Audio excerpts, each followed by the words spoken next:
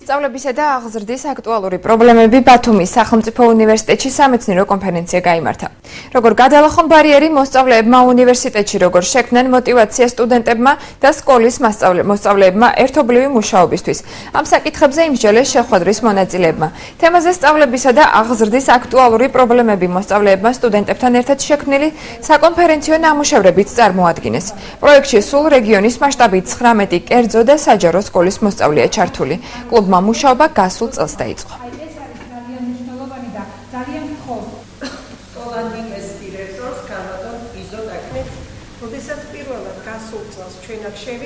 ეს გახლავთ სკოლა უნივერსიტეტის მეორე სამეცნიერო კონფერენცია, რომელიც მიზნად ისახავს სკოლისა და უნივერსიტეტის დაახლოებას, თაობათა შორის ორგანულ კავშირს, არსებით კავშირს, რომელი კავშირებიც ეყრდნობა მხოლოდ აზრის განვითარებას, იმიტომ რომ უნივერსიტეტის მთავარი მიზანი დღეს არის ღრმა აზროვნების განვითარება. აზროვნების განვითარება უშუალოდ მეცნიერების განვითარებას უკავშირდება.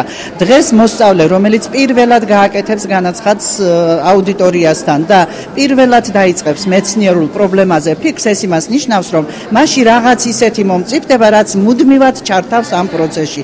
ალბათ ყველა მოსწავლისათვის ეს კონფერენცია ძალიან მნიშვნელოვანია, რადგან პირველ რიგში არის გამოცდილების მიღების ძალიან დიდი გზა და ხერხი. ჩვენ გავაკეთეთ უნივერსიტეტის სტუდენტებთან, რამაც ხელი შეგვიწყო ჩვენს ინტეგრაციას და შეუწყო ჩვენს ინტეგრაციას და ძალიან ხელი შეუწყო ასევე ჩვენს დამეგობრებას, ჩვენ ვისწავლეთ მათთან ერთად მუშაობა, თემის წერა.